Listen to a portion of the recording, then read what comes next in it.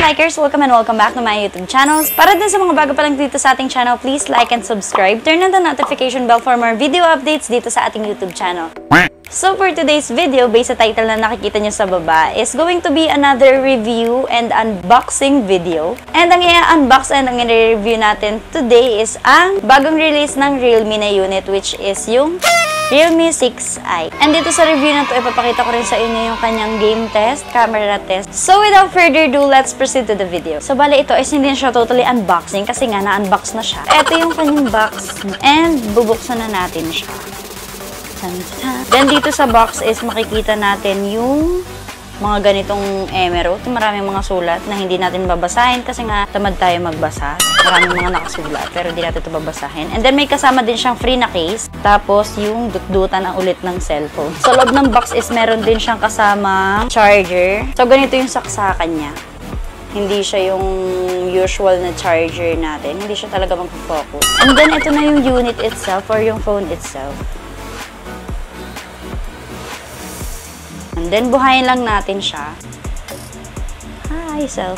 So, si REALME XT is nirelease siya last May 13, 2020. Pero nakalagay dito na expected launch date niya is June 18, 2020. Then, ang version ng operating system niya is Android 10. Android 10 na. Then, dual SIM din siya with nano SIM yung needed. And yes, may fingerprint scanner din po is si 6i. And fast charging din po siya. So, sa design naman ng phone is meron siyang 164.4mm height and 75.4mm width. Tapos, 9mm thickness. So, yan. Gano'n lang po siya kanipit. And ang bigat niya is 195 grams. So, meron siyang two colors, white milk and tsaka yung green tea. Tapos, ang size naman niya is 6.5 inches yung display. Ang resolution naman ng kanyang screen is 720 by 1600 pixels. Tapos, yung screen niya is Gorilla Glass, pero yung back is hindi. So, plastic po yung likod niya. Dako naman po tayo sa storage ng phone. Yung storage naman po ng phone is 64 GB na expandable siya to 256 GB. So, ito po is 64 GB with 3 GB RAM. Tapos sa camera naman niya is meron siyang 48 megapixels primary camera, 8 megapixel wide angle, ultra wide angle camera. Ang dami namang camera, te. Tapos ang front camera naman niya is merong 16 megapixels. Tapos yung battery naman niya is non-removable ulit. And then 5,000 naman yung life ng kanyang battery. And yes, meron din po siyang fingerprint scanner dito sa likod. So dito yung fingerprint scanner niya sa likod. So again, ito pong unit na hawak ko ngayon is yung merong 3 GB RAM with 64 GB ROM. Itest na natin yung camera niya.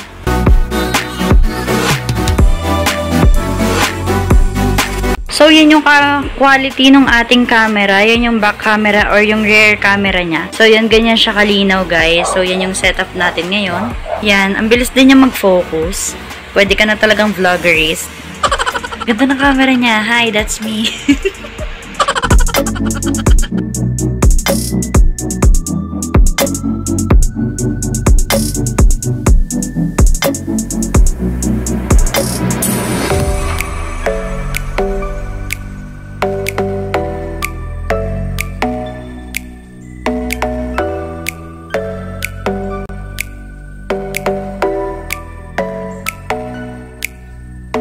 Then, ito naman yung kanyang 16 megapixels front camera, no?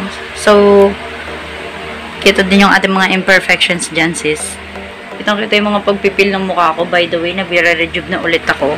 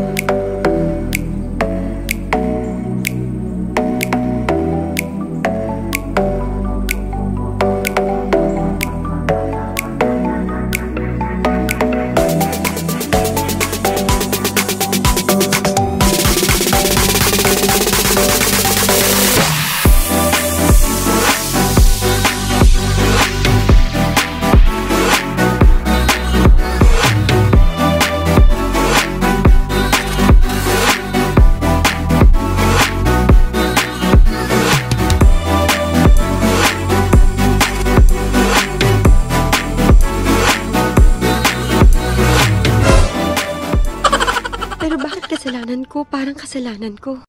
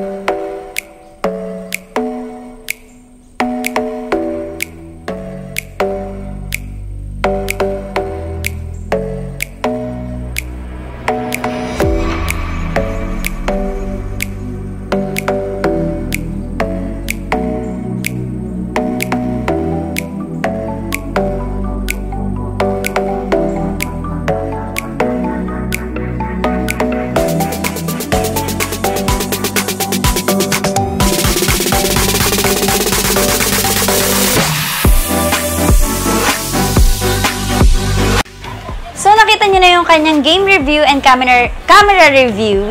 And by the way guys, ang presyo nga pala nitong Realme 6i is 7,990. So para sa akin, para sa 7,990 is sulit na sulit siya. And yun nga, ang ganda ng camera plus hindi naman siya lag sa gaming. So okay na okay din siya pang gaming. So that's it for today's video. Hope you like this video. If you do, please give it a thumbs up. Thank you for watching and hope to see you on my next video.